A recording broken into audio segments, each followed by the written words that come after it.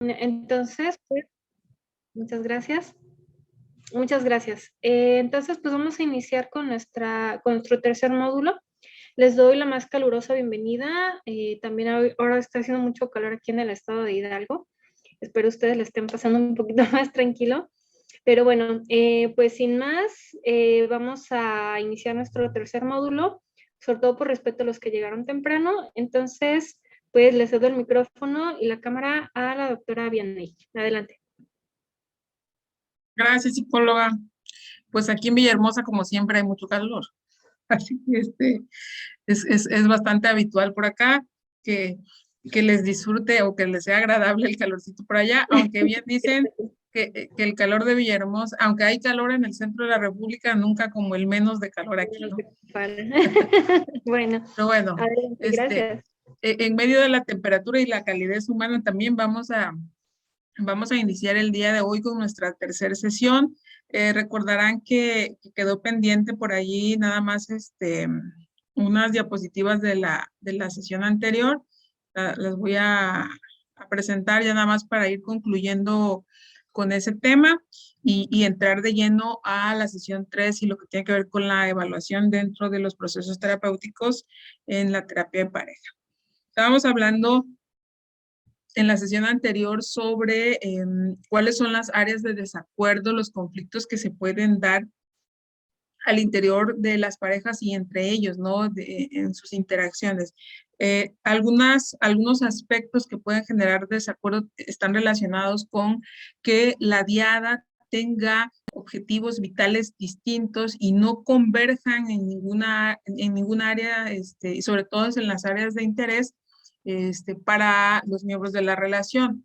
En ese sentido, por ejemplo, hemos estado hablando que los miembros de las parejas tienen individualmente, pues, objetivos enmarcados dentro de un proyecto de vida individual. Al unirse a otra persona, a otro individuo, esos objetivos de proyecto individual no se pierden y de hecho no deberían perderse. Sin embargo, es necesario la construcción, o se hace necesaria la construcción de un objetivo o de un proyecto conjunto como pareja. En este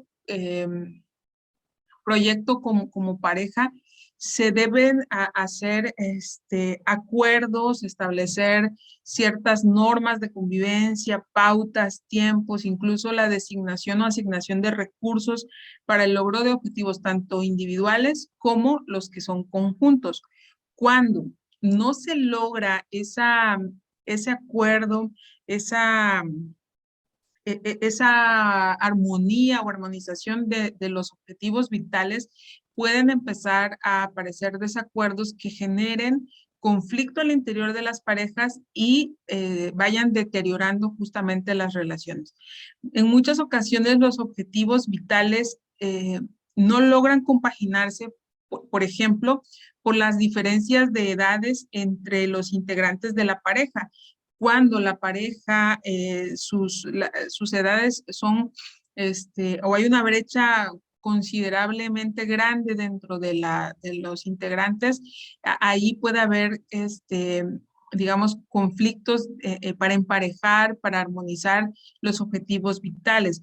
Hablando de cuánto sería una brecha importante en la cuestión de la edad, estamos hablando de rebasar los 6 años en un ciclo de vida, dado que pudieran estar en etapas distintas, sin importar en el caso de parejas, por ejemplo, heterosexuales, que el hombre sea mayor o que la mujer sea mayor, puede, si la diferencia de edades es considerable, generar justamente estas diferencias en cuanto a los objetivos vitales dentro, tanto los individuales como los conjuntos.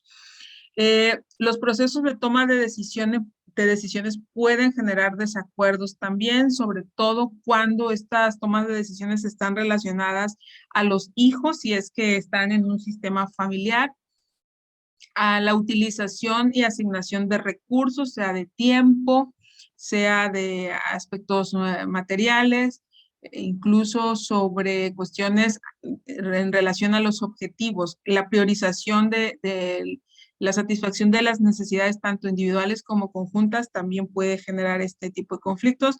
Las relaciones con los familiares, sobre todo con los familiares de la familia de origen, en este caso los suegros, los cuñados, las cuñadas, sobrinos, etcétera, ¿no?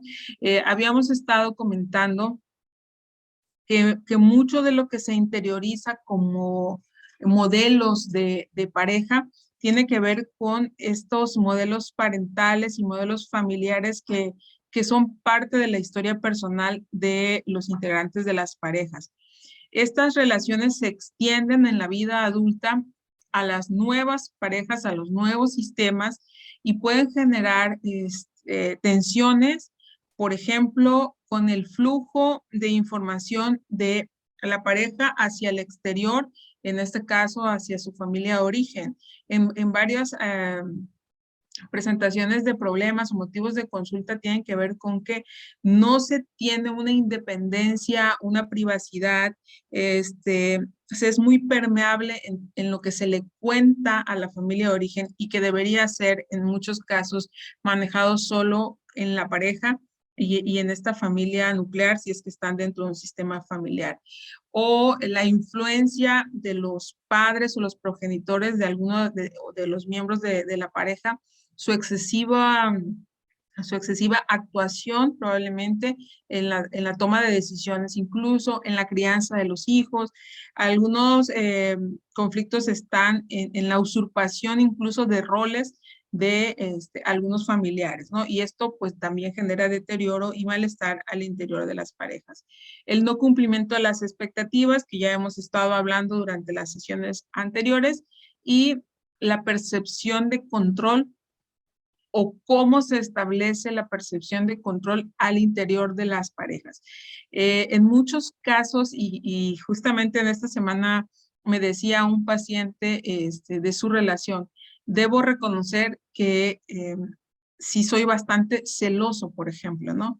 Y mi manera de mostrar los celos tiene que ver con querer controlar a mi pareja, o sea, saber dónde está, con quién está, a qué horas vuelve, etcétera. Aunque, dice, él me comentaba, ¿no? Sé que no es que me esté haciendo infiel, es solamente por saber y por tener un cierto nivel de control, ¿no? Eso se da muy a menudo, muy en la actualidad, con incluso el uso de los dispositivos, ¿no? Hay quienes hasta le solicitan a sus parejas que les manden ubicaciones, etcétera, ¿no? Esta percepción de control puede asfixiar a la persona que está dirigido el control y puede mantener en tensión a quien quiere tener el control. También afecta al sistema familiar si es que la pareja está en una familia, sobre todo si hay hijos, porque se puede confundir la función o el rol de uno de la pareja en cuanto a su rol parental, ¿no? Hay quienes son desconfirmados con sus parejas frente a sus hijos y esto puede generar desacuerdos, ¿no? Incluso estos desacuerdos pueden estar encaminados u orientados hacia aspectos como la crianza de los hijos y que ni en eso se pongan de acuerdo, ¿no? No logren establecer ciertas convenciones, ciertas alianzas y puede generar deterioro. Estas son las áreas, digamos, que con mayor frecuencia pueden generar desacuerdos. Y bueno, ya lo último que iba a mencionarles la semana anterior, pero no menos importante, es cómo establecer la revisión de aspectos comunicativos dentro de las sesiones terapéuticas. En mi caso particularmente utilizo bastante el modelo de comunicación de Paul Vaslav para conocer en específico las pautas o las secuencias de comunicación, que es el que quiero compartirles en este momento, ¿no? Es una cuestión les decía, de metacomunicación que se basa principalmente en cinco axiomas o 5 postulados de cómo se comunican las personas en general y que tiene muchísima utilidad cuando estamos abordando la evaluación o la exploración de los conflictos o los patrones o secuencias de conducta, ¿no? Uno tiene que ver con que cada aspecto que como seres humanos emitimos en relación a otros comunica. Cada cosa que nosotros hacemos, y habíamos hablado en la sesión anterior sobre que hay una comunicación que es verbal y una que es no verbal, ¿no? Entonces, como individuos, no se puede no comunicar. Absolutamente todo comunica. Incluso cuando se está aplicando la ley del hielo en las relaciones de pareja, que dicen, no, no me habla. Hasta eso te está comunicando algo. Recuerden que la comunicación no solo es hablar, sino hay aspectos paralingüísticos de la comunicación, hay aspectos no verbales de la comunicación que implica la emisión de mensajes, implica la emisión de cierto contenido de pensamiento que a veces las parejas no son conscientes que están comunicando. Entonces, primer aspecto a considerar dentro de las sesiones es que cada elemento de la interacción que tienen las personas que están en pareja y que acuden a nuestro consultorio, cada aspecto comunica. No podemos no comunicar, ¿no? El segundo principio, el segundo axioma tiene que ver con que debemos considerar cuando estamos evaluando pareja la congruencia entre el nivel de contenido y el nivel de relación de lo que se está comunicando. Aquí entender dos cosas. Una, el nivel de contenido es lo que se dice, o sea, el mensaje en sí, lo que se está emitiendo. Y el nivel de relación es a quién se le dice. En este sentido, por ejemplo, un te quiero dicho a un amigo tiene una implicación distinta a un te quiero o dicho a una pareja. Aunque los dos denotan un estado emocional o afectivo, la implicación o el simbolismo de te quiero, que es el mismo contenido, pero como se dirige a distinta persona, ese te quiero lleva matices, aspectos paralingüísticos que son objeto de interpretación dentro de las sesiones, ¿no? Entonces, considerando este axioma, ver o corroborar, verificar si es congruente lo que se está diciendo respecto a quién se le está diciendo. Esto quiere decir que en muchos casos, en las intervenciones terapéuticas, podemos estar viendo que lo que se está diciendo no es congruente a quién se le está diciendo, porque en varios de los casos las parejas se tratan como si fuera una mamá a un hijo o un papá a una hija, ¿no? Y en cuestión comunicativa nos denota bastante de la interacción si es que este fuera el caso, ¿no? En un tercer axioma debemos verificar entonces cómo se van puntuando las secuencias comunicativas que tienen las parejas. Este axioma o este principio nos hace referencia a que en lo que comunicamos y en todas las pautas de interacción que se tienen como seres humanos, les asignamos les asignamos una puntuación, una calificación. Puede ser una cuestión positiva o negativa, de tal forma que cuando alguien nos ha dicho o nos ha emitido un mensaje con cierta carga emocional, la valoración que tenemos de ese mensaje con la carga emocional puede tener impacto positivo o negativo en nuestras actitudes, en nuestras emociones, en nuestras conductas. Y cuando volvamos a recibir o volvemos a recibir un mensaje más o menos de las mismas características en contextos similares, le asignamos nuevamente esa calificación. De tal manera que vamos haciendo patrones o puntuaciones de la comunicación que tenemos, en este caso, con la pareja. En el caso de la pareja específicamente, se va haciendo una sumatoria de lo negativo o de lo positivo que intercambias comunicacionalmente. Y puede haber predisposición de comportamiento a partir de estas secuencias o estas puntuaciones que estamos dando en comunicaciones previas.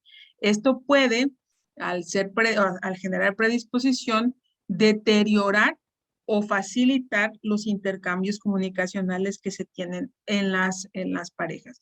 Entonces, en cada sesión nosotros tenemos la posibilidad de verificar cómo se comunican y qué valoración asigna cada integrante de la pareja a los mensajes que recibe del otro.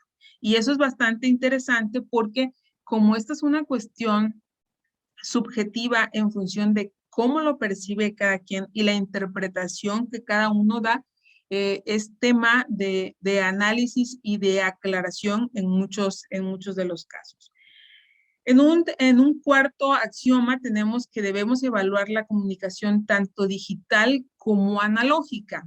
Aquí, la comunicación digital es lo que se dice y la comunicación analógica es cómo se dice. Yo puedo decir, ay, ¿cómo te quiero? Pero ese cómo te quiero no denota que haya congruencia entre lo que estoy diciendo y cómo lo estoy diciendo.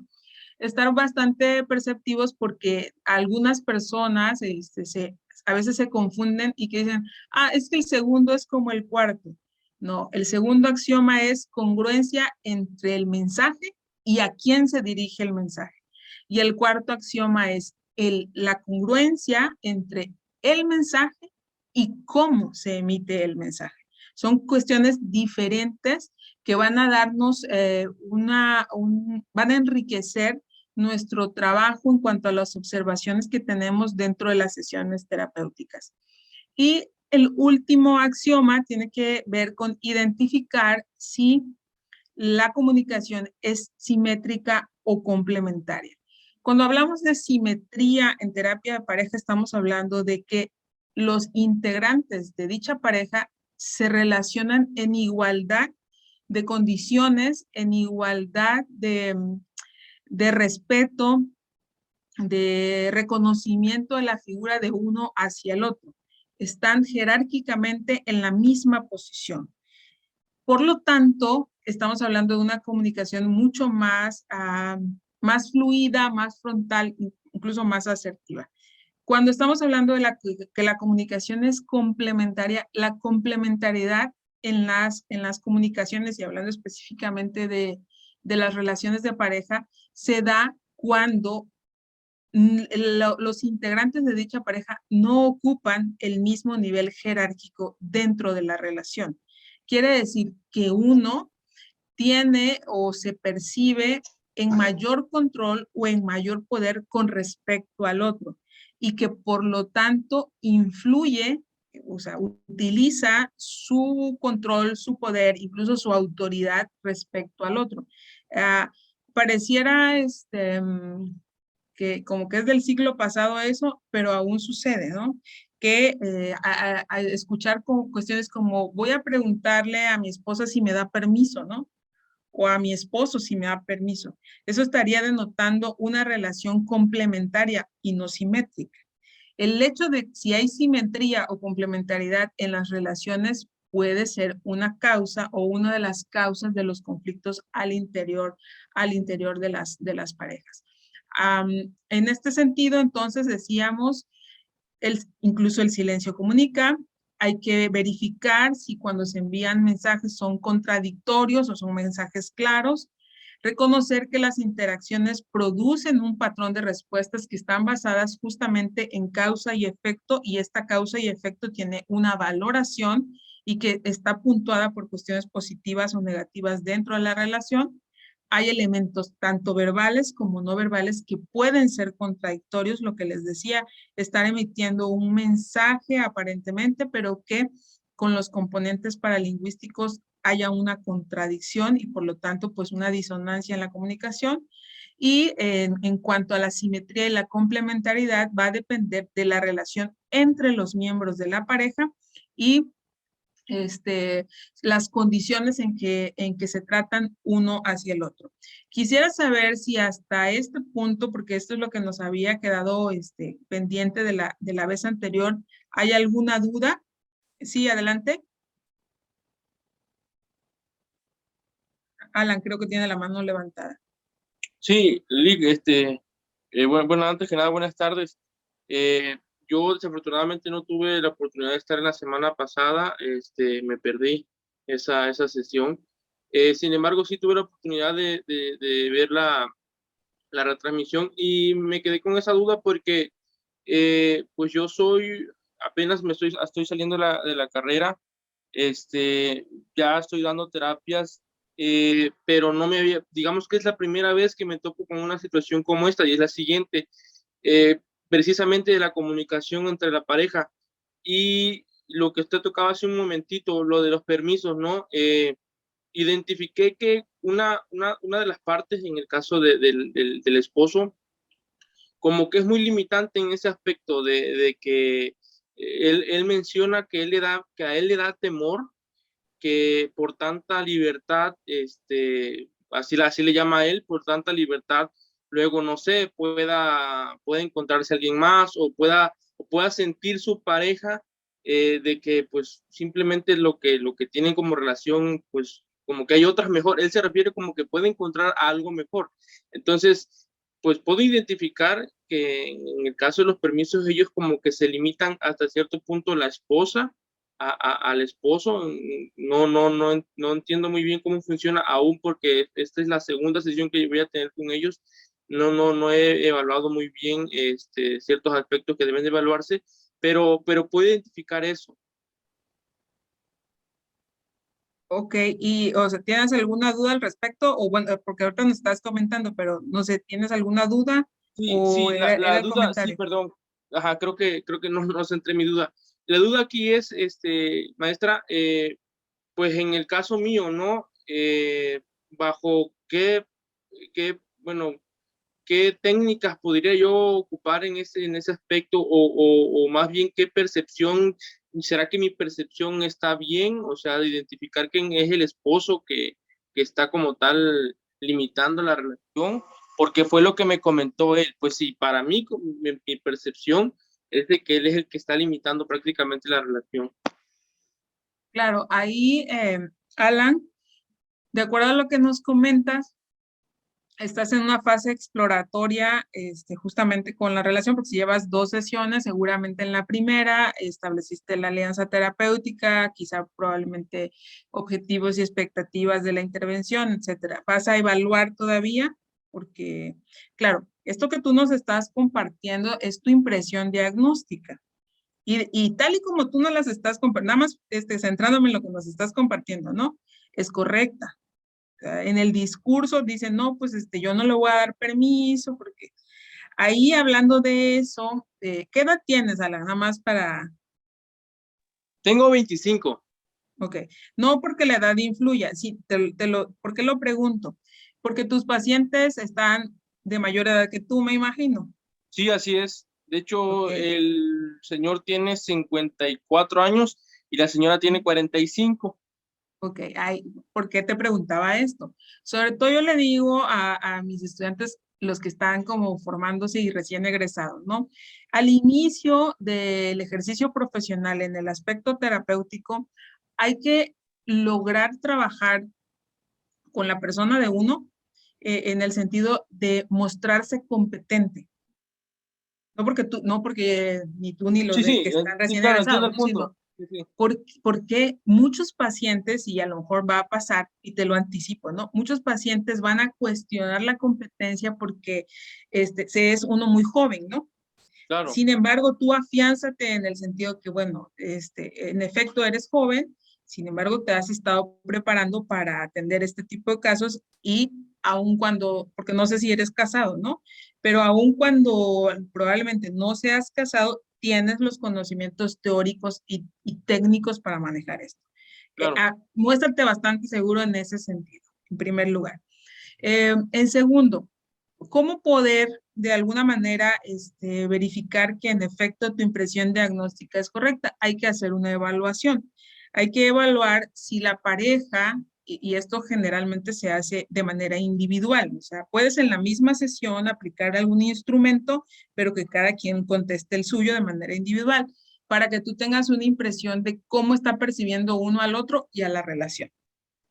En ese sentido, por ejemplo, evaluar el grado de satisfacción marital que se tiene respecto a la relación, porque en esta, digo, no nos das más elementos, ahorita no nos vamos a poner a revisar el caso, Claro. pero Sí, seguramente esta relación, que es un matrimonio, ya ha pasado un cierto tiempo, tienen áreas específicas de discrepancia o de desacuerdo, ir evaluando eso. Aquí, simplemente en lo que nos has compartido de cómo poder abordarlo, sería interesante hacer el planteamiento de, bueno, a quiénes, o sea, por ejemplo, en la exploración, a quiénes se requiere en qué tipo de relaciones se requiere pedir permiso para hacer cosas.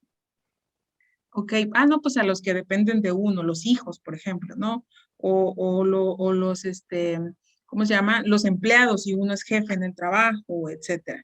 Y claro. ir haciendo esa exploración y luego hacer un poco de confrontación. Bueno, en el caso de mencionar el nombre, ¿no? Por ejemplo, María.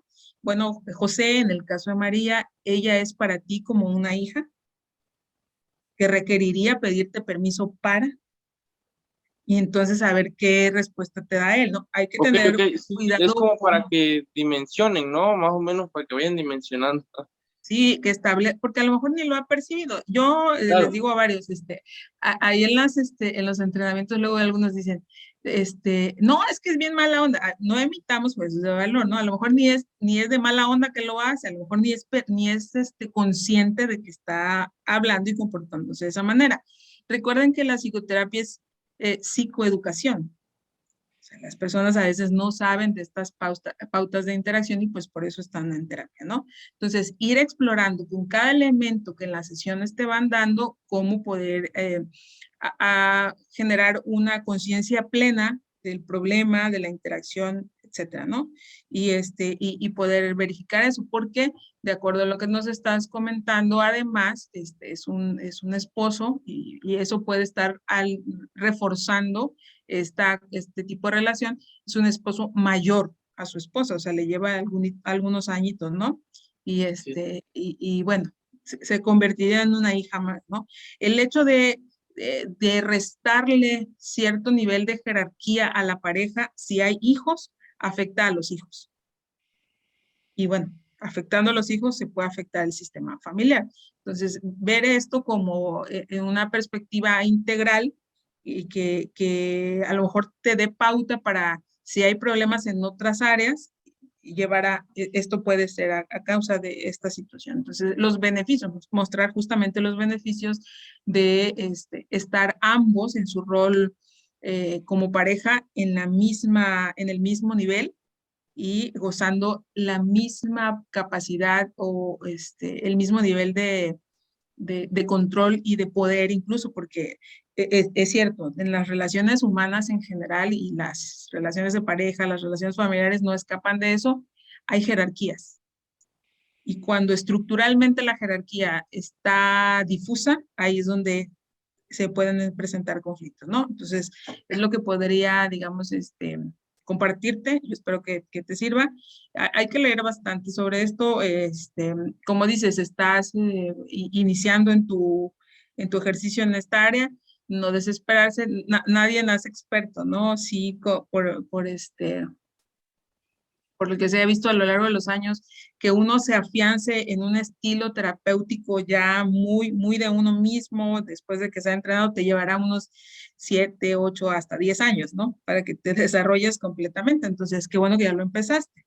Y ahí vas a ir adquiriendo pues más habilidades, ¿no? Éxito en eso. Gracias. Bueno, no sé si hubiera alguna duda sobre esta manera de evaluar y analizar la comunicación en las relaciones o, o algo por el estilo. Bueno, esto ya es parte de lo que habíamos estado viendo la semana anterior, nada más era como para saber si había dudas, que es lo que nos había quedado como pendiente, ¿no? Y vamos a pasar entonces ya a lo que en efecto compete al día de hoy. Nomás déjenme comparto. ¿Okay? Y bueno,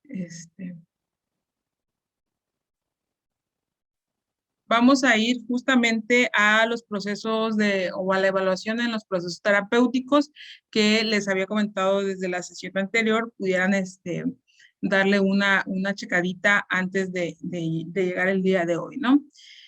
Recordar que como en todo proceso psicológico, la terapia no escapa de ello, la evaluación se vive como proceso. Recuerden que evaluar en los procesos psicológicos en general nos va a permitir emitir un diagnóstico y el diagnóstico no es el final de la evaluación, ¿no? Sino que el diagnóstico será un parteaguas para establecer cuál será la estrategia de intervención que se tendrá en el problema o la situación que estemos abordando. Entonces decía, la terapia no escapa de ello y se entiende entonces que la evaluación es un proceso. ¿Por qué se considera un proceso a la evaluación? Porque como todo, tiene un inicio, una presentación, una fase explorativa. En esta fase explorativa o exploratoria, se van a ir analizando una serie de elementos que, centrándonos en la pareja, abarcarán su historia como pareja, cuáles son las áreas que se van a estar interviniendo para que, bueno, a partir de ello vayamos obteniendo pues, cierto nivel de información y planteemos las estrategias, ¿no? En este sentido, cuando se habla dentro de la terapia de pareja que la evaluación es un proceso, ¿qué vamos a evaluar o en qué tenemos que centrarnos inicialmente dentro de este proceso? En una primera etapa de la evaluación dentro de la terapia de pareja, vamos a analizar y a explorar la secuencia de interacciones que establece la pareja. ¿Cómo vamos a analizar y evaluar la secuencia de interacciones o este repertorio de conductas que hay entre ellos como intercambio, ¿no? de estos refuerzos tanto positivos como negativos que tiene la pareja? Lo haremos desde la preentrevista, si es que hubo preentrevista, o desde la sesión inicial, y estaremos a través de la observación y de las entrevistas, tanto individuales como conjuntas e individuales, si es que se establece así, analizando justamente cómo se comportan uno respecto al otro. Ese será como nuestro primer paso dentro de la evaluación. Casi que seguido estaremos o paralelamente estaremos analizando que los comportamientos o estas secuencias de interacción no son conductas aisladas o se presentan no como una conducta aislada. ¿A qué se refiere esto? Que cada conducta, cada comportamiento, cada intercambio está relacionado con un entorno o un contexto en específico y que tanto el entorno como las conductas y estas interacciones se explican de manera integral o global. Hablando de secuencias de interacciones, las parejas suelen tener ya un repertorio de respuestas y que pareciera que se presentan casi que de manera automática. Estas secuencias interaccionales o patrones de comportamiento nos dan una explicación de cómo es la dinámica de la pareja y estas relaciones en entornos y contextos específicos. Yo recuerdo mucho y bueno, ya tengo algunos años en la formación y ejerciendo la profesión, pero una de las cosas que siempre viene a mi pensamiento cuando quiero entender cómo se relacionan las parejas o fue como que de las primeras cosas que me hizo entender cómo se relacionan las parejas. Recuerdo que quizá yo era adolescente, o sea, todavía ni estaba formándome en psicología, pero ya sabía desde hacía mucho tiempo que quería desarrollarme en esto. Recuerdo mucho a un tío que hoy ya es un ancianito, que estábamos en una fiesta familiar y me dice, yo tenía una tía que era mi tía la mayor, que ya falleció, pero pues queda él que es su viudo, ¿no? Recuerdo que él una vez me dice, ven, te voy a comentar algo, dice, ¿ya viste a tu tía que anda ahí sonriendo y que muy feliz y que no sé qué y que todo aparentemente está bien y que me habla muy amable? Y sí, y me dice, te voy a decir algo, apréndelo. En el matrimonio hay que saber fingir. Cuando él me dijo eso, que yo tenía quizá 12 años, o sea, no me hacía sentido que una persona me estuviera diciendo que en el matrimonio había que fingir. Y yo así como que, ¿a qué te refieres, tío, no? Es que antes de venir aquí a la fiesta, tu tía y yo veníamos platicando en el auto y discutimos.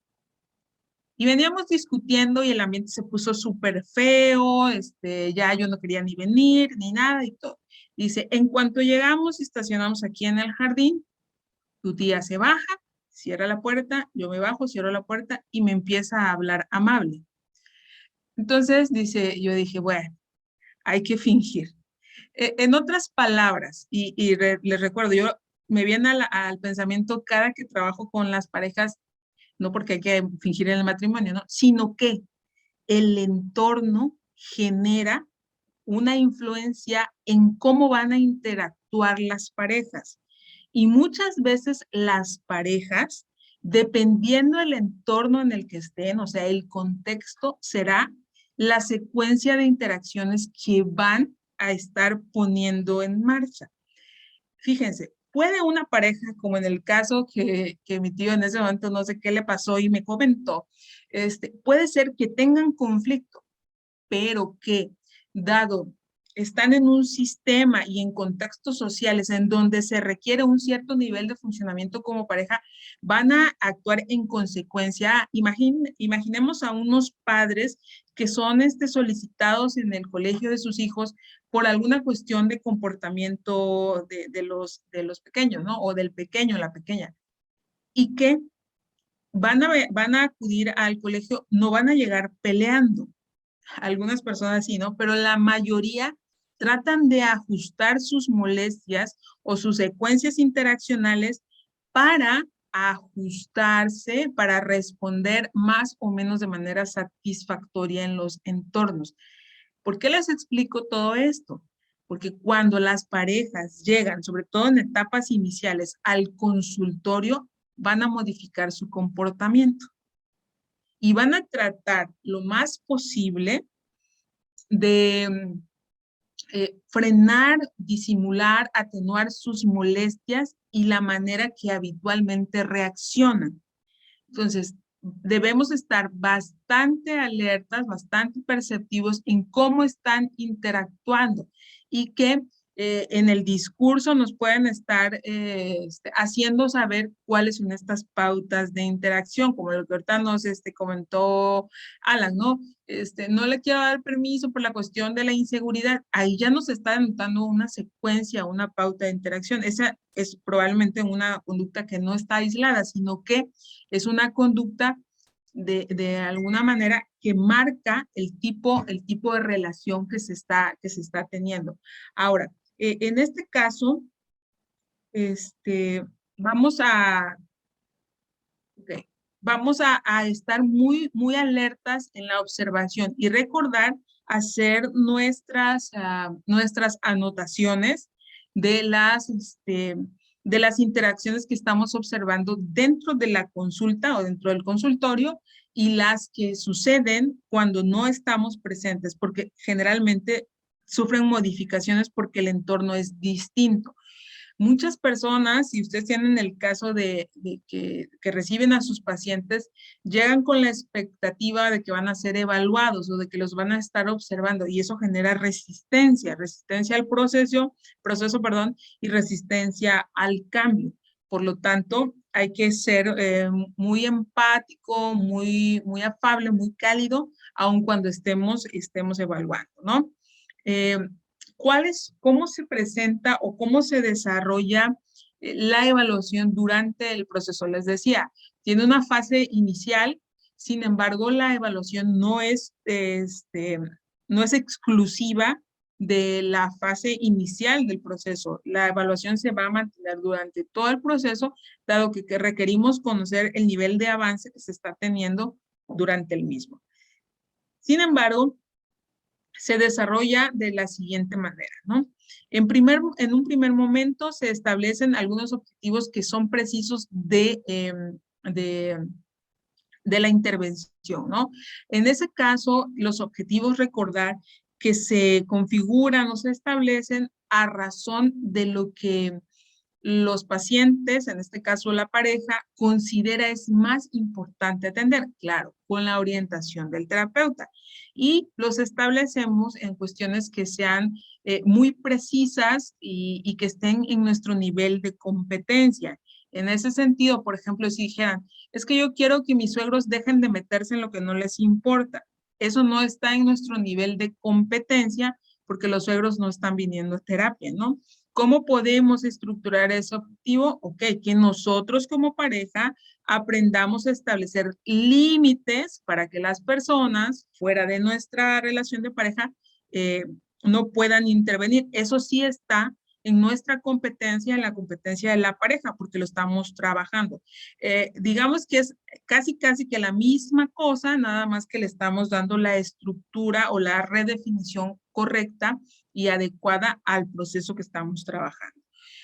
Tenemos que establecer dentro del desarrollo de la evaluación cuáles son las áreas que vamos a explorar. Dentro de estas áreas está justamente la relación en sí, aspectos en la cuestión de toma de decisiones, el área sexual, la repartición de tareas y el ejercicio de roles, etcétera, etcétera, etcétera, ¿no?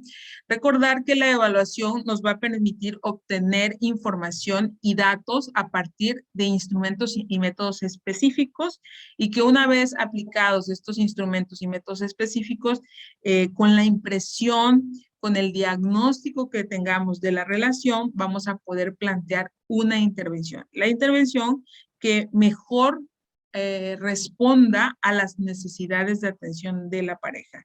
Esto nos va a permitir entonces hacer un comparativo o establecer parámetros para analizar los resultados de dicha intervención. Esta intervención tiene que ver con las técnicas, con las estrategias, con las metodologías que sesión con sesión estamos abordando con las parejas. Y una vez que se genere el cambio, recuerden, generar el cambio implica manejar la resistencia, trabajar con aspectos del pasado, con la aceptación, con los ajustes, con las modificaciones en la estructura y la dinámica de la relación y de la familia, que puede ser el caso, etcétera. Y una vez que el cambio se logra, o sea, que puedas generar un nivel de cambio, recordar que el cambio es progresivo, no es que de la noche a la mañana se dé. Una vez que logres establecer ciertos ajustes o cambios, hay que mantenerlo. Cuando en cada sesión evaluamos el nivel de avance, ese nivel de avance y el hecho de que los pacientes perciban o se percatan de que están mejorando, eso hace que el pensamiento se amplíe, la disposición a seguir realizando ajustes se mantenga y a partir de esa disposición de cambio nos va a permitir seguir explorando otras áreas más de fondo. Entonces, decía, la evaluación se va a desarrollar a lo largo de todo el proceso terapéutico y en cada momento tiene un beneficio para nuestra intervención. No sé si hasta aquí hubiera alguna duda, algún comentario. Les agradezco ahí si me lo hacen saber en el chat. Hay algunos elementos en cuanto a los objetivos que de manera básica hay que considerar. El primer elemento tiene que ver con crear una relación terapéutica adecuada que facilite justamente el proceso de intervención. En este sentido, recordar que establecer la alianza terapéutica se da en un marco de un clima emocional positivo. Este clima emocional positivo tiene que ver justamente con qué tanto podemos estar cercanos a nuestros pacientes, que identifiquen que si bien es cierto, somos expertos en el área, pues también tenemos una calidez en la parte humana y que podemos comprender que lo que está sucediendo no es que estén mal o que han hecho las cosas mal o que estamos haciendo valoraciones negativas de ellos, sino que se entiende que como todo intercambio en las relaciones humanas pueden presentarse dificultades y que, bueno, la terapia es una excelente alternativa para resolver esos conflictos, ¿no? El primer objetivo básico de este proceso de evaluación es justamente ese, establecer la alianza terapéutica.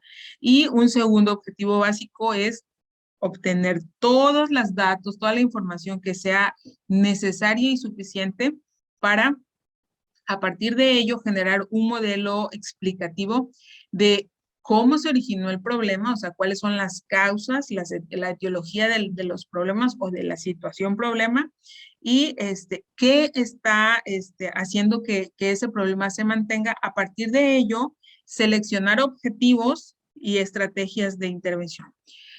Parece una cuestión bastante resumida en cuanto a los objetivos básicos, pero en realidad dentro de la fase inicial de la evaluación, estos son los dos objetivos. Generar clima de confianza y establecer alianza terapéutica como primer objetivo básico, y el segundo, recabar toda la información necesaria que sea suficiente. Podemos indagar, generar un poquito más de explicaciones, detallar. Recuerden que toda esta información se obtiene y se registra, se va recopilando, almacenando de manera fenomenológica. Es una cuestión descriptiva. Aquí no va la interpretación, es la descripción de acuerdo a la perspectiva de cada integrante de la pareja. Y a partir de la explicación de cada integrante de la pareja, entonces nosotros vamos a explicarles de manera muy concreta cuál es la causa de los problemas que están presentando. Fíjense que Salvador Minuchin dice que las familias y las parejas, en el caso de la terapia de pareja, son expertas en el problema, dado que han convivido con ese problema muy seguramente ya bastante tiempo. Y previo a llegar a consulta, han intentado solucionar. La pareja sabe qué les ha dado resultado y qué no les ha dado resultado. Sobre todo, cuáles son las alternativas de solución que han planteado desde su experiencia personal y que, bueno, no han podido resolver el conflicto. En el caso de que si han recibido acompañamiento previamente por otro terapeuta, nuestro trabajo no es evaluar ni criticar el trabajo de un colega, sino, bueno, saber que han trabajado con el otro especialista para no repetir lo mismo. Esa es realmente la finalidad de explorar los intentos previos de solución, sea con recursos personales o sea con el acompañamiento o ayuda de otro profesional. Bueno, vamos a hacer una pausa hasta aquí. Vamos a tomar un receso, son las 6:51. Vamos a tomar un receso de 9 minutitos y a las 7 en punto retomamos para abordar algunos aspectos más concretos de la evaluación. Voy a dejar de compartir un momento y parar la grabación para que tomemos este descanso.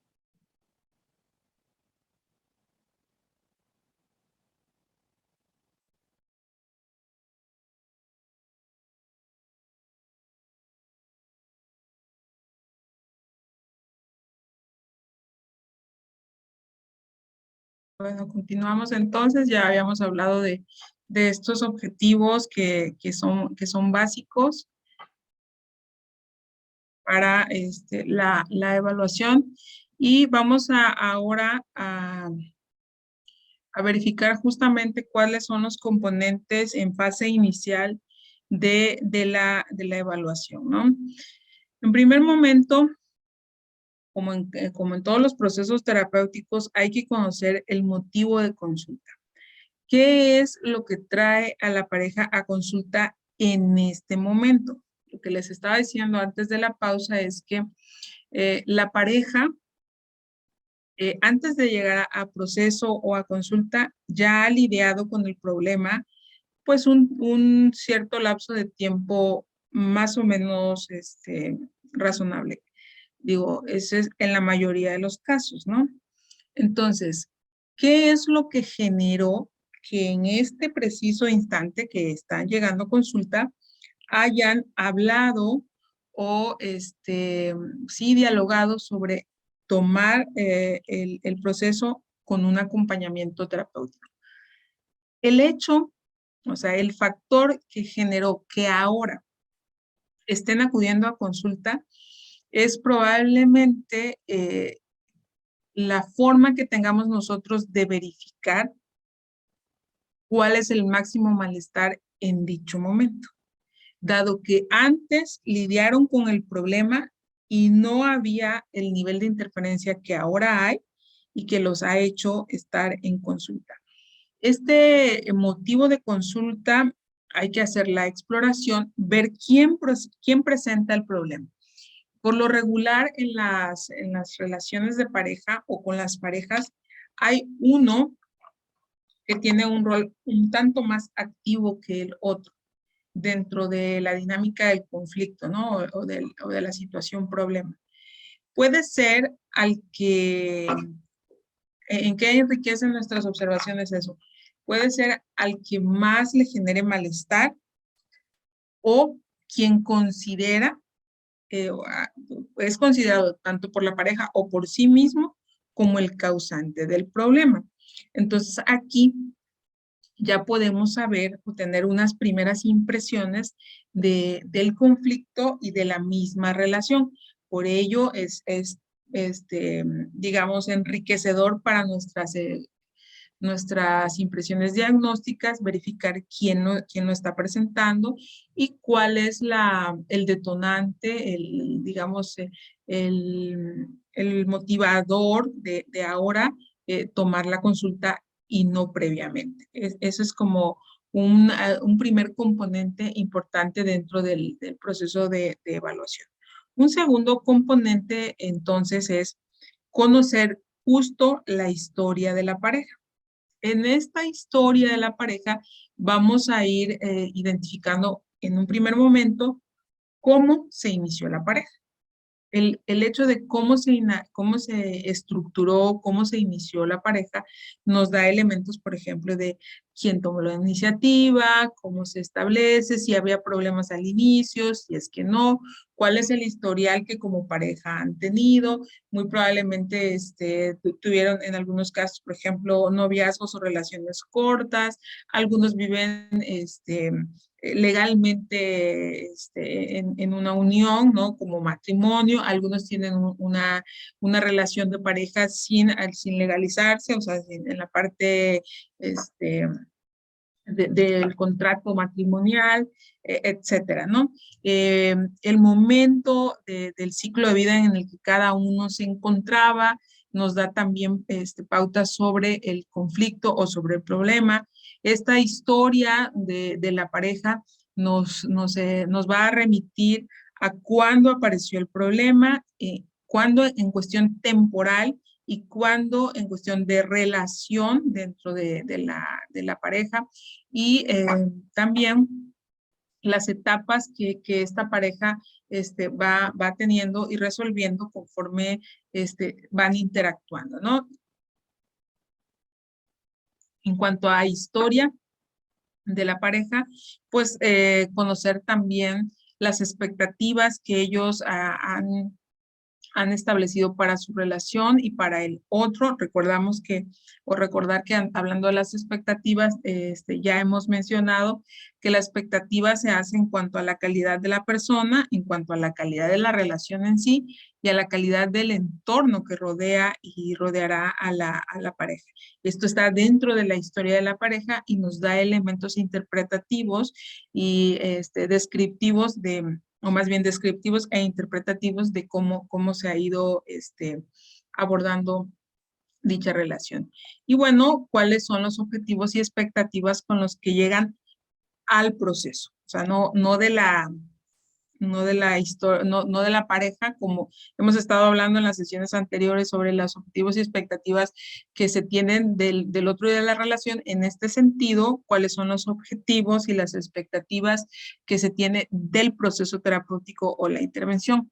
Muy probablemente, en su experiencia hayan podido constatar han podido pasar por la experiencia de que los pacientes llegan, por ejemplo, en la sesión inicial, en la sesión de entrevista inicial, nosotros hacemos toda la exploración y todo, y a lo mejor desde allí se establecen objetivos, pautas de intervención y se asigna la primera tarea terapéutica. Y en la segunda sesión, hay pacientes que esperan ya resolver su problema en las primeras 2, 3 sesiones, ¿no? Entonces, esta clarificación que nosotros estamos haciendo del proceso y de cómo se va dando el proceso, nos da elementos, por ejemplo, para poder intervenir. Aquí en objetivos y expectativas, decía en la diapositiva anterior, que hay que establecer estos objetivos de manera precisa. Y les comentaba que esté en nuestro nivel de competencia, o sea, que esté dentro de lo que nosotros estamos trabajando y abordando. Dado que si no lo está, o sea, que si escapa de nuestra competencia y evidentemente estamos tratando de lograr o acceder a un cambio en algo que no tenemos control, pues seguramente no habrá ningún cambio, ¿no? Y allí se reforzaría la idea o la percepción de fracaso que en muchas ocasiones las parejas tienen cuando hay conflictos. Entonces, estos objetivos deben ser muy claros, muy precisos, deben ser medibles. Esta medición no es más que poder hacer una comparación de cómo se está transitando y hacia dónde se está llegando, ¿no? Es importante tener eso. Y deben en todos los casos tener un componente conductual. Este componente conductual está dirigido a que pueda observarse. Recuerden que en la psicología en general, al ser una ciencia de comportamiento, nosotros nos basamos en la evidencia y el enfoque cognitivo-conductual es un enfoque basado en evidencia. La evidencia no es más que la conducta y el comportamiento y justo la modificación de conducta y de comportamiento que se tiene en una relación. Entonces, dicho de esa manera o considerando esto, los objetivos y las expectativas deben ser realistas. Y con nosotros estamos trabajando, mucho de nuestro arte, de nuestra intervención tiene que ver con situar a los pacientes en el contexto de lo real, de lo que es alcanzable, de lo que es medible y obviamente de lo que es modificable. Hay cuestiones que no pueden modificarse porque no hay manera de hacerlo, ¿no? ¿Cuál podría ser una cuestión que no sea modificable? Algo que escape completamente del control de la pareja misma y de nuestra competencia profesional. Entonces, teniendo esto en cuenta, dentro de la evaluación debemos considerar justamente cuál es el motivo de consulta, por qué en ese momento, la historia particular y específica de la pareja y cuáles son los objetivos y las expectativas en el proceso. Hay algunos componentes cognitivos que adquieren relevancia dentro de nuestra evaluación o dentro del proceso inicial del apoyo o de la terapia, ¿no? Dentro de estos componentes cognitivos es considerar que las parejas tienen sesgos perceptivos y sesgos de pensamiento. En muchas ocasiones las parejas piensan que tener desacuerdos es algo malo o es algo negativo. Se cree en la idea sesgada o en este sesgo perceptivo que las parejas felices o las parejas que funcionan bien son las parejas que están de acuerdo en todo. Entonces, cuando surge un desacuerdo, puede venir el sesgo perceptivo cognitivo de mi pareja no funciona bien o no es una buena pareja porque no estamos de acuerdo en todo. Ese es un sesgo que está en el componente cognitivo que genera mucha más tensión al interior de las parejas. Este sesgo hay que saber manejarlo, dado que no recuerdo, y si es así, ustedes háganmelo saber. Hablábamos la sesión anterior sobre la crisis o los conflictos generan oportunidad de cambio. Y cuando se toma el conflicto o la crisis como una oportunidad de cambio, es algo que permite aprendizaje y crecimiento dentro de las relaciones de pareja. Hay que saber hacer la reestructura cognitiva del conflicto o del problema para quitar la connotación negativa que las parejas tienen del conflicto. Estar en desacuerdo implica entonces que cada elemento de la pareja tiene una perspectiva distinta de las situaciones, de los retos que se les presentan. Cada uno se enfrenta al problema en su estilo de afrontamiento con sus recursos individuales, pero también con los que va generando de la relación o en la relación. Entonces, los desacuerdos no son necesariamente algo destructivo, algo que genere deterioro o algo que sea malo, como en muchas ocasiones las parejas lo atribuyen, ¿no? Esto tiene que ver con los contextos, con las distorsiones que en el medio o lo que se observa en otros, ¿no? Hay personas que dicen, voy a buscar a alguien que sea como yo para tener una relación, porque si no es como yo, si no le gusta lo que a mí, podemos tener problemas. No necesariamente. Hay parejas que son bastante complementarias una con la otra y esta complementariedad, no hablando estructuralmente, ¿no? Sino de interacción, pues enriquece la relación. Eso es algo que debemos trabajar en cuanto a la distorsión cognitiva que hay al respecto. Otro elemento dentro de las relaciones de pareja que genera distorsión a nivel cognitivo es esta manera de adivinación de pensamiento. Las parejas, en algunos casos, alteran sus procesos de comunicación y esperan que el otro adivine lo que se está pensando o cómo está percibiendo un fenómeno, un evento o una situación. Y si el otro no percibe o no interpreta la realidad de la misma manera, entonces como no sabe lo que a mí me está pasando, está fallando, ¿no? Y se espera que el otro adivine el pensamiento. Esa es otra distorsión a nivel cognitivo.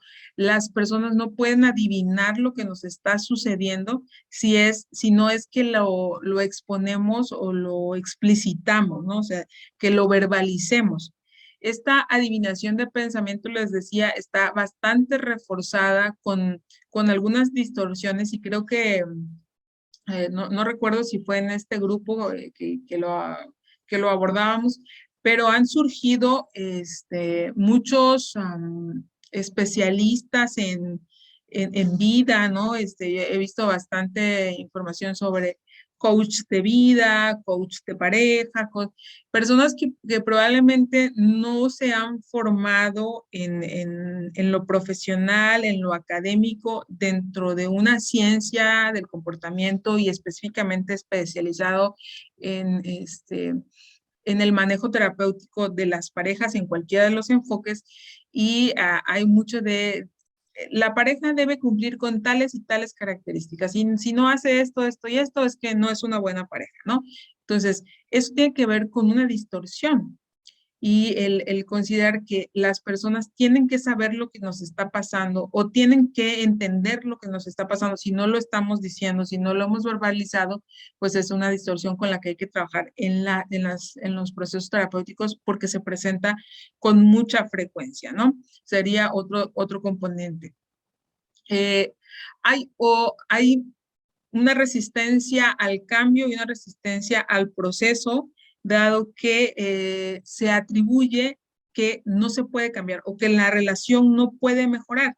Y hay muchas parejas llegan a consulta con una, digamos, una desesperanza incluso a los procesos, porque bajo sus propios medios han intentado solucionar y no lo han logrado. Entonces hay una atribución negativa a que el cambio no es posible. Este cambio genera resistencia, les decía, y esta resistencia pareciera una cuestión de mucha bidireccionalidad, ¿no? Se mantiene la idea de que no se puede cambiar y por lo tanto hay resistencia, y la resistencia mantiene la idea de que no se puede cambiar. Entonces, a veces las parejas llegan a los procesos como en su último intento de solucionar, porque antes, previamente, lo intentaron por sus propios medios o lo consultaron, no sé, ¿cómo se llama? En consejería matrimonial en la iglesia, por ejemplo. No quiero decir con esto o establecer una crítica a que las personas que en su esquema de valores o en su esquema de creencias acudan con un sacerdote, con un ministro, con un pastor, etcétera, está dentro de su esquema y hay que tomarlo como intento previo. Sin embargo, pues en algunos casos ayuda, en otros no tanto, ¿no? Y ya que han pasado por que lo platicaron con sus papás, que lo platicaron con que lo platicaron con amigos, que fueron a una consejería, etcétera, llegan en muchas ocasiones a la terapia con la idea de que es lo último que vamos a hacer, es nuestro último intento, nuestro último esfuerzo. Y en este último esfuerzo están un tanto ansiosos. Iniciar proceso terapéutico puede generar ansiedad, puede generar tensión. Individualmente, en la relación, incluso en la alianza terapéutica. Por ello, la importancia de mostrarnos abiertos, accesibles a la pareja, en el sentido de que, repito, como mencionaba hace un momento, si bien es cierto, somos expertos en esta área, también somos personas que podemos entender lo que les está pasando. Les decía, me parece, en la primera sesión, que en estos enfoques, tanto en el enfoque cognitivo como en el enfoque sistémico, que es en donde hemos estado basando todos estos módulos, en tanto en uno como en el otro, se permite la autodevelación del terapeuta si esta ayuda al proceso de cambio. Y a veces conviene decir que aun cuando somos psicólogos también nos enfrentamos a retos en nuestras propias relaciones, tanto de pareja como en las familiares, ¿no? Y eso ayuda a bajar un poco la resistencia y esta idea de es nuestra última opción y si no sale bien esto, pues prácticamente estaremos fracasando, ¿no? También establecer que en los procesos puede haber un impasse de mejora, pero en algún punto tener cierta recaída o retrocesos y que es totalmente natural y esperado. Si nosotros lo anticipamos, le quitamos entonces un tanto de presión y de peso a las personas respecto al proceso, ¿no? Entonces, les decía, es otro sesgo o es el componente cognitivo distorsionado que hay con respecto a los procesos. Otro componente cognitivo sesgado es que se debe ser perfecto sexualmente. O sea, que si nos queremos, que si somos el uno para el otro, deberíamos entendernos en todas las áreas, incluida el área sexual. Y si hay cierto nivel de insatisfacción o de confusión en el área sexual, se podría evaluar negativamente la relación. Mucho de esto, repito, tiene que ver con desinformación o falta de educación, de formación que se tiene a nivel general, global, en cuanto a las relaciones y las áreas de intervención en cada una de las relaciones. El área sexual, como tantas otras, como las demás áreas que se abordan dentro de la terapia de pareja, tiene importancia y decíamos en sesiones anteriores que en esta área específicamente se tiene que ser muy claro en lo que se prefiere, en las prácticas, en el nivel de intimidad y de apego, dado que mucho está de una manera sesgado por lo que el cine, la televisión, la pornografía, etcétera, ha implementado o ha mostrado con respecto a las relaciones. Muchas parejas tienen dificultades porque su sexualidad no es explorada como pareciera debería ser, ¿no? Entonces, esto tiene que ver con las prácticas en cada pareja en específico y a qué niveles de acuerdo se llegue, ¿no? Aquí podría incluirse aspectos del esquema corporal, cómo se percibe al otro, el nivel de atracción y ligado a la sexualidad y a la sensualidad dentro de las relaciones de pareja. También los estereotipos, la educación sexual que se tenga, las creencias, incluso los prejuicios que a nivel sexual se pueden tener dentro de las relaciones de pareja, ¿no? O estaba escuchando, y no sé si sea cierto, porque la verdad que no, pero estaba escuchando que el acuerdo prenupcial entre Jennifer López y Ben Affleck incluía que por lo menos 4 veces a la semana tuvieran encuentros sexuales. Repito, no sé si es cierto o no, pero llegar a ese punto de especificar que 4 veces en la semana deben haber encuentros, o sea, como un deber ser, como una imposición, podría generar un sesgo en la relación y un conflicto en la relación, porque recordemos que lo que respecta a la sexualidad, eh, lo que más conviene es que sea de manera espontánea, genuina, sin tanta estructura alrededor en cuanto a horarios, tiempos y etcétera, ¿no? O sea, no se puede ser tan específico en qué hora, en qué día o tantas veces, ¿no? Porque las parejas, conforme van avanzando en su vida conjunta, van modificando incluso su sexualidad. Y esta una cuestión de obviedad en cuanto a la vitalidad y la energía a, a la disposición de tiempo para ciertas prácticas, a las ocupaciones y tiempo compartido que puedan tener las parejas. O sea, se modifica la cuestión de las prácticas sexuales conforme la pareja va avanzando. No quiere decir que conforme la pareja va avanzando van habiendo menos encuentros, o sea, es menos satisfactorio, ¿no? Pudiera ser que sean menos encuentros, por lo que ya mencioné, pero que el nivel de satisfacción se mantenga, ¿no? Hay personas o parejas que solo uno de los dos tiene satisfacción y en el otro se genera justamente esta frustración o insatisfacción a nivel sexual. Se tiene que hablar porque, repito, es un área bastante importante dentro de los ámbitos de desarrollo de las parejas, ¿no? Y la rigidez en cuanto a roles. Hoy en día, socialmente hablando, se han generado de manera global una serie de cambios en los roles que desempeñan los integrantes de la pareja.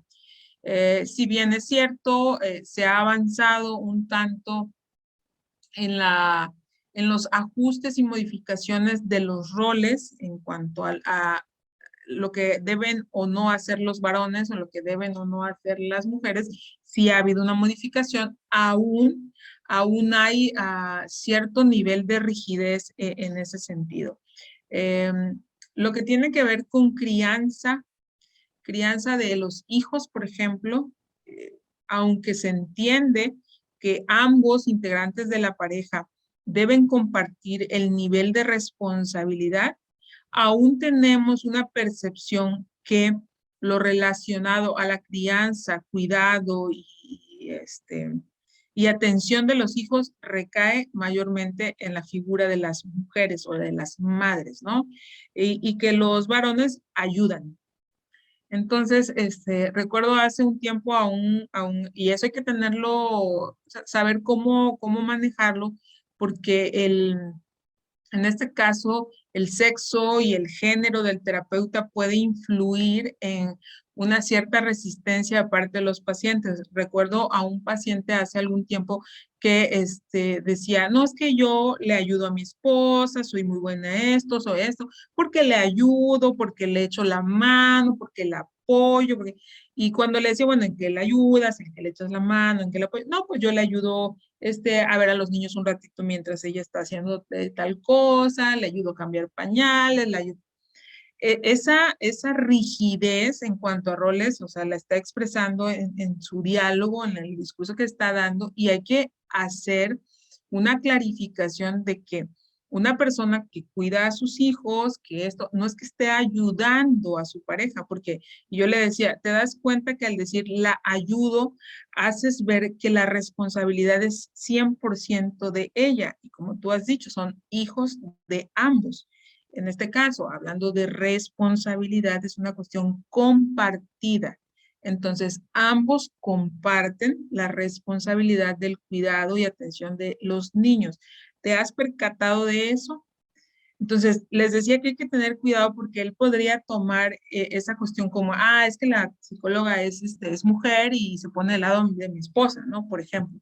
Pero hay que saber, les comento este fragmento de la sesión así en cortito, pero está encuadrado en toda una sesión previa y que él decía, no me había puesto, o sea, como resultado de esta reestructura, decía, no lo había percibido así, psicóloga. Realmente no me había dado cuenta de cómo mi manera de pensar podía estar afectando mi relación. Eso es una oportunidad de nosotros poder, al hacer este cambio o esta reestructura a nivel de discurso, puede darse una reestructura a nivel de pensamiento que desencadene una modificación de la conducta, que es lo que nosotros trabajamos en nuestros espacios terapéuticos. Estos componentes cognitivos son bastante, son fundamentales en cómo planteamos la intervención, dado que pueden generarnos, como les decía, sesgos cognitivos y sesgos del manejo de la información. Cuando nosotros hacemos una reestructura de todas estas ideas, podemos de alguna manera tener a personas mucho más conscientes y mucho más dispuestas a cambiar tanto patrones de pensamiento como patrones de conducta. No sé si hubiera aquí alguna duda, les pido que me lo hagan saber por el chat y si no, pues vamos a avanzar, ¿no? Ahora, ¿cómo podemos establecer la evaluación? ¿Cómo evaluamos todos estos elementos que les he venido mencionando durante la sesión? En primer lugar, sabemos que los instrumentos son el medio para lograr explorar, para lograr encuadrar, establecer un parámetro o un rango sobre aspectos o variables específicas dentro de las relaciones de pareja. En este caso, dentro de la evaluación que tenemos para la terapia de pareja, en cuanto a entrevistas, por ejemplo, se recomienda hacer una entrevista inicial conjunta, que por lo general es la primera sesión que tenemos y esta entrevista inicial conjunta, como su nombre lo indica, requiere la presencia de ambos integrantes de la pareja. En esta entrevista vamos haciendo la exploración de distintos aspectos de la relación, como ya les decía, en cuanto al motivo de consulta, la historia de la pareja, intentos previos, expectativas, áreas de interés, etcétera, etcétera. Y vamos recibiendo la información con ambos allí. Estamos haciendo paralelamente estamos haciendo nuestras observaciones de cómo la emisión o el otorgamiento de la información de uno impacta la actitud y el lenguaje corporal, el lenguaje no verbal del otro, y esto nos dará pauta para saber si es necesario o requerido hacer entrevistas individuales. Básicamente las entrevistas individuales es corroborar información que obtuvimos en un primer momento de la entrevista inicial conjunta, pero áreas bastante específicas o si consideramos que en alguno de los miembros de la pareja pueda presentarse algún tipo de psicopatología que esté influyendo justamente en la relación. ¿Esto cómo se determina? Con las parejas allí, ¿no? O sea, solo lo sabremos hasta tener a las parejas frente a nosotros y empezar a hacer la evaluación. Hay algunos casos que se inicia al revés, que puede ser que alguno acuda de manera individual y que en la presentación del motivo de consulta aluda a que el origen del problema radica en la relación de pareja. Se puede hacer la invitación de que sea el proceso de pareja siempre y cuando la persona que acude de manera individual esté tratando de mejorar en su relación y no, o caso contrario, que esté tratando de salir de la relación y que no quiera ya nada, ahí sí pues no tendría ningún caso, ningún sentido llamar al otro, ¿no? Pero si la idea de la terapia es mejorar la relación y tener estrategias para resolver conflictos, vale poder hacer la invitación al otro, siempre y cuando también el otro esté dispuesto, ¿no? Espero que en el último módulo, en la última sesión, nos dé tiempo de abordar qué estrategias se utilizan cuando el problema radica en la pareja, pero solo uno acude, porque esa es una constante que me preguntan tanto en las clases que otorgo en la maestría como en los cursos. ¿Y qué pasa si uno llega y el otro no? Entonces, ese es un manejo muy específico que ahorita nada más lo menciono porque es otra situación, ¿no? También se pueden hacer entrevistas específicas, por ejemplo, para evaluar problemas de pareja muy concretos. En el material que les hice llegar, que ya les han compartido, hay una serie de recursos sobre qué instrumentos poder utilizar para casos bien específicos. Ahí están. Algunos son descargables, o sea, le dan el clic en el enlace y les descarga el documento. Algunos se pueden googlear, investigar y poder tener, ¿no? Pero bueno, son entrevistas bastante específicas. Estos instrumentos van a generar van a dar como resultado, nos van a permitir establecer qué se espera que haga la pareja con respecto al proceso y a la relación, dado que en la obtención de la información nos estarán dando elementos de lo que es importante o considera importante cada uno de ellos. En ese caso, se juzga cuál debe ser su comportamiento con respecto a la sesión y se tiene una función de adaptación en cada una de las sesiones. Aquí vamos a ir específicamente a la entrevista inicial conjunta. ¿Qué se tiene que evaluar o qué se tiene que explorar en la entrevista inicial conjunta? En primer lugar, ¿cuál es el motivo de consulta específicamente? Y respecto al motivo de consulta, dentro de la explicación o la presentación del problema, en primer lugar, identificar cuáles son las conductas problema de la pareja. O sea, de ellos como pareja, ¿cuáles son estas conductas problema? Es que me gritó y como me gritó, yo me exalté y le grité más y entonces terminamos discutiendo y como terminamos discutiendo, después terminamos no hablándonos por una semana. Entonces, esa es una conducta problema de la pareja porque ambos intervienen. Ejemplo, ¿no? Pero en motivo de consulta pudieran presentarse también conductas problema de los miembros, o sea, de cada uno en particular. ¿Cuál podría ser una conducta específica a cada uno de ellos? Cuando, por ejemplo, alguno tenga dificultades en alguna cuestión de hábitos y que eso ocasione dificultades a su relación, por ejemplo, es desorganizado, pierde mucho el tiempo, se pasa bastante tiempo o rato viendo la televisión y no realiza ninguna actividad o tarea en casa, eso nos trae problemas, etcétera, etcétera, etcétera. Eso puede ser una conducta, problema específica de uno de los miembros. Cuando hay alcoholismo, drogadicción, conductas de riesgo por parte de uno, cuando alguno quiere ejercer mayor control sobre el otro, cuando alguno presenta celotipia, cuando uno percibe que el otro no le apoya en el logro de sus objetivos personales y que pues probablemente por eso no tienen un plan conjunto, etcétera.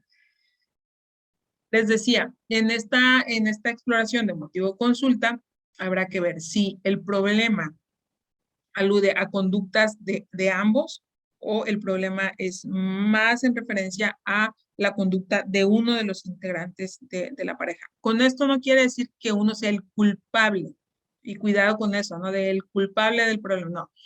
Puede ser que la conducta de uno propicie el conflicto y esa persona sea responsable del origen del conflicto. Sin embargo, el conflicto se mantiene por la interacción de ambos, ¿no? O sea, en este caso no polaricemos y no establezcamos etiquetas o juicios ahí con cada uno de ellos, ¿no? Tener cuidado en no engancharnos de esa manera. En cuanto a la historia y situación actual del problema, nosotros tenemos que evaluar 4 elementos. Primero, cómo se inició la relación y la evolución tanto de la relación, o sea, de cómo va. En segundo momento, el curso de los problemas o del problema. Por lo regular, cuando se presenta un conflicto o un problema de pareja, viene asociado a algunos otros conflictos. O sea, puede ser que haya un problema principal y que de manera secundaria haya otros problemas o otras situaciones conflicto asociadas. En un tercer momento, cómo han establecido o cómo establecieron la búsqueda de ayuda o lo que les decía hace un rato, los intentos previos de solución.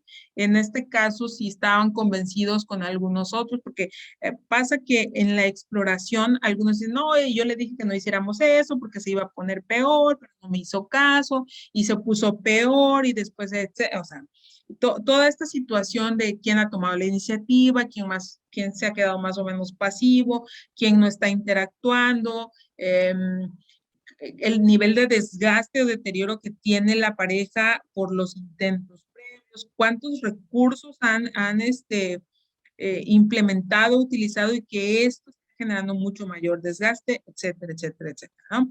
Y bueno, en un cuarto punto dentro de la historia y situación actual, considerar cuáles son los recursos actuales con los que cuenta la pareja. En estos recursos se consideran tanto los que individualmente tienen para acercarse a la solución del problema y los recursos que como pareja tengan. Hablando de recursos, estamos en el entendido de que son tanto sus habilidades, sus estilos, las características de personalidad o los rasgos de personalidad que están allí, como por ejemplo la capacidad de análisis, las habilidades de comunicación, las habilidades para negociar, qué tanto se ajustan a diferentes contextos, a diferentes situaciones, cómo manejan los factores estresores, por ejemplo, incluso cuestiones en cuanto a recursos de tiempo, de cuánto tiempo disponen uno y otro, porque en las parejas los integrantes no disponen en muchas ocasiones del mismo nivel de tiempo, de las mismas habilidades, lo que les estaba comentando, hasta recursos materiales, ¿no? Un tema que es tema sensible dentro de las relaciones de pareja es el uso de los recursos materiales, específicamente factores económicos, ¿no? Ese factor suele dar dolores de cabeza dentro de las relaciones de pareja, sobre todo si uno de ellos considera o percibe que la carga económica, la responsabilidad económica recae más en él que en ella o en ella que en él, etcétera, etcétera, etcétera, ¿no? O la disposición al cambio, que alguno perciba que está esforzándose mucho y el otro no está haciendo gran cosa, ¿no? Entonces, estos elementos dentro de la entrevista inicial conjunta hay que explorarlos. Recuerden que una sesión terapéutica, estamos hablando de que dura entre 45 y 50 minutos, hablando de una entrevista o una sesión terapéutica individual, ¿no? Pero que generalmente la entrevista inicial conjunta puede durar un poquito más, incluso hasta 1 hora. Hay teóricos, hay autores que hablan de que la entrevista inicial conjunta pudiera extenderse hasta 1 hora 10, 1 hora 15 minutos. Aquí tiene que ver mucho nuestras habilidades para recabar información. Hay que saber ir modelando el discurso, porque a veces las personas dicen mucha cosa, mucha verborrea, pero la información no es tan relevante, ¿no? Saber hacer pausas o hacer cortes, o que ahora háblame más de esto, concretar, porque si no, pues pasará mucho tiempo y no recabaríamos toda la información que se necesita para esta entrevista.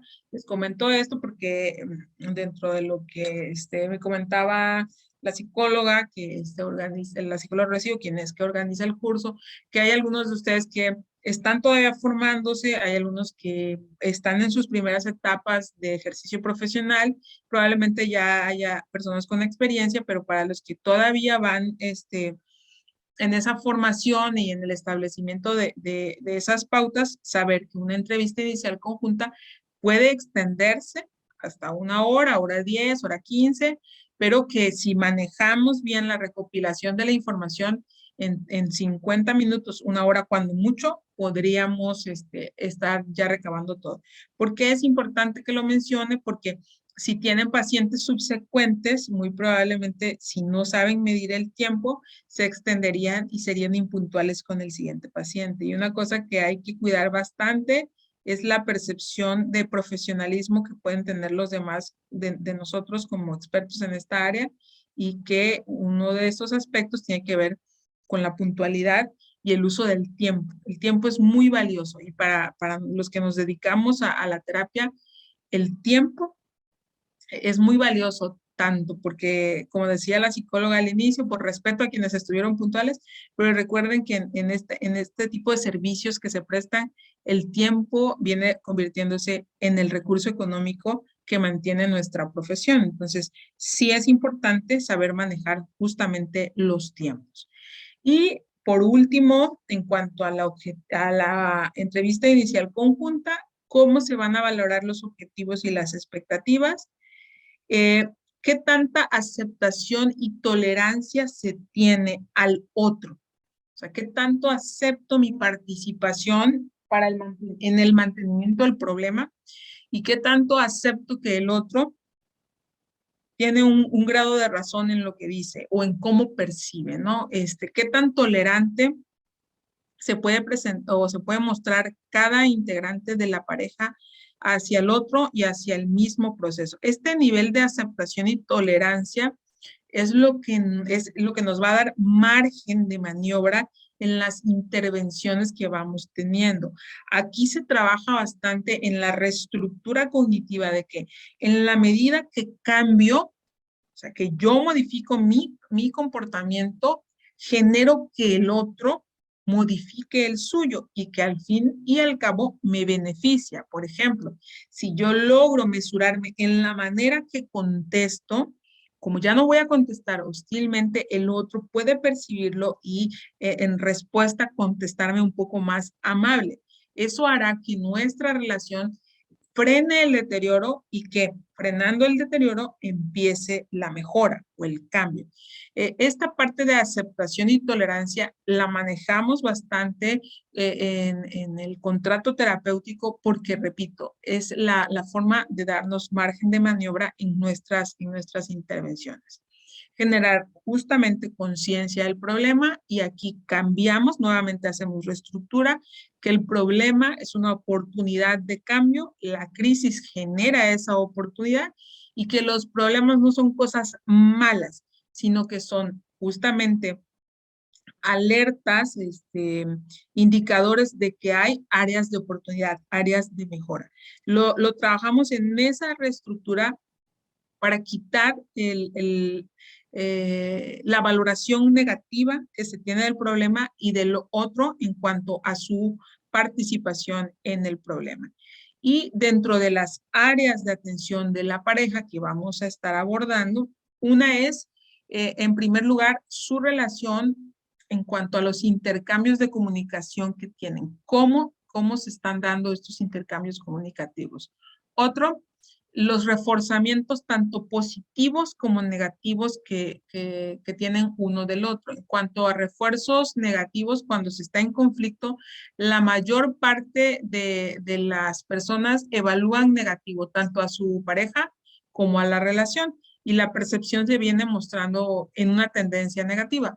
Aun cuando se esté en conflicto, hay que solicitar que se verifique qué cosas positivas hace la pareja por la relación y por el otro. En esa medida podemos bajar un poquito el nivel de defensividad que traen uno con el otro ahora que están en conflicto, ¿no? Y decía, pues dentro de las áreas está lo que alude específicamente a la comunicación, a los intercambios conductuales, refuerzos positivos y negativos, al uso del tiempo compartido, al uso del tiempo individual, a la asignación de tareas y responsabilidades dentro de la relación y dentro del sistema familiar, si es que lo hubiera, los límites que se establecen con otros sistemas en otros contextos, la función parental, si es que la están desarrollando ambos, o sea, que la pareja desarrolla función parental, el área sexual que ya habíamos comentado y la parte de ideología y creencias en cuanto a aculturamiento, etcétera, etcétera, que la pareja tenga, ¿no? Son dentro de la entrevista conjunta, a manera general, lo que vamos Alan, abriste tu micrófono. Gracias, gracias. Bueno, tener todas estas revisiones nos va a permitir que la recopilación de información sea mucho más genuina y de mucha mayor utilidad dentro de nuestra intervención. O hay digamos que dentro de los instrumentos decíamos que las entrevistas, también los autorregistros nos van a permitir recopilar información en el contexto en el que no estamos, o sea, allá donde ellos conviven, en la casa, en sus contextos sociales, etcétera. Los autorregistros nos van a permitir tener sistemáticamente la constancia de cómo se presentan, cuándo, dónde, quiénes participan en las conductas problema. Esto nos permite operativizar, o sea, generar un sistema de almacenamiento de información sobre esas conductas problema cuando se presentan, porque imaginemos que vienen a la sesión e incluso, ¿no? Si la sesión fue en la tarde, en la noche ya se presenta una conducta problema, aunque estén asistiendo a sesión o a terapia. El autorregistro va a permitir justamente tener la constancia escrita de dicha conducta y que esto se haga inmediatamente cuando la conducta se está presentando. Esto va a facilitar entonces la descripción muy específica, muy precisa de la conducta y de la interacción alrededor de dicha conducta, sin que pasemos por el riesgo de que pueda ser sesgada esa información producto del olvido. Por ejemplo, a lo mejor la sesión fue hoy sábado por la mañana y en la tarde surgió una conducta problema y la sesión próxima es hasta el siguiente sábado. Es muy probable que esa información que sucedió hoy, si no se registra, para el siguiente sábado ya esté sesgada, porque el olvido, la intensidad con que se vive el conflicto ya no es la misma. Tengo un paciente que es bastante peculiar en cuanto a sus autorregistros. Dice, yo lo escribo pues porque en ese momento me siento mal. Ya cuando yo vengo aquí me siento bien y ya no es igual, ¿no? Entonces, es importante generar el autorregistro para que tengamos de manera fidedigna la información de la conducta problema, ¿no? Algunas otras cuestiones que nosotros hacemos. Alan, tienes tu cámara prendida, no sé si era tu intención, chécalo. En cuanto a la observación que hacemos dentro de las sesiones terapéuticas, uno es justamente cómo solucionan los problemas las parejas. cómo ellos, cuando hablan del problema, explican su manera de intentar solucionar el problema. Esto, nuevamente, nos da pautas de interacción. ¿Cómo están sus habilidades comunicativas al hablar del problema, de la relación y del otro? Y la expresión emocional a partir de que las conductas problema se presentan y cuando hablan de ello, porque una cosa es lo que se dice y otra cómo emocionalmente percibe cada uno dicho problema y toda la manifestación. Cuando se está evaluando o explorando la parte de la expresión emocional, hay que verificar la actitud del que escucha, del que está escuchando. Algunos pacientes dicen, no, pues es que me dijo, otra vez estás llorando, ¿no? Y eso tiene que ver tanto con habilidades de comunicación, con cómo recibes la expresión emocional de tu pareja. Entonces, nos da pauta para conocer el nivel de interacción. Son algunos de los instrumentos que nosotros vamos a tener como aliados para verificar justamente áreas de satisfacción. ¿Cuáles son las áreas de satisfacción? ¿Cómo se da la comunicación? Si esta es una comunicación afectiva y yo diría asertiva también.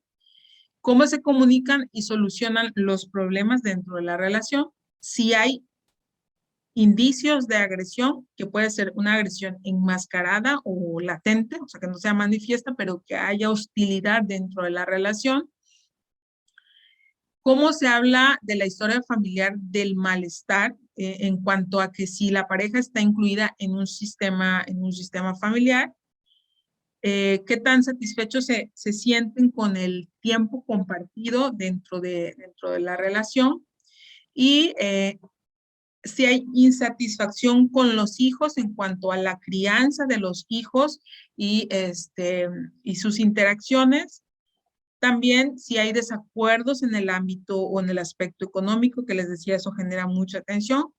Conflicto en la educación de los hijos o cómo se establece la disciplina y la dinámica familiar a partir de ello. Si hay insatisfacción en el área sexual y en general, si la pareja se encuentra en estrés o en tensión.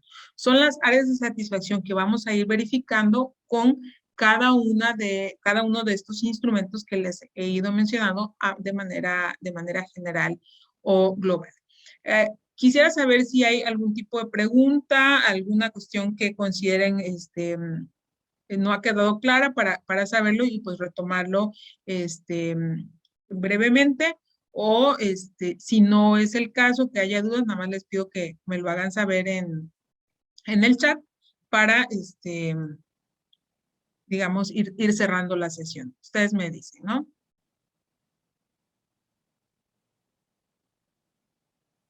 ¿Dudas o preguntas?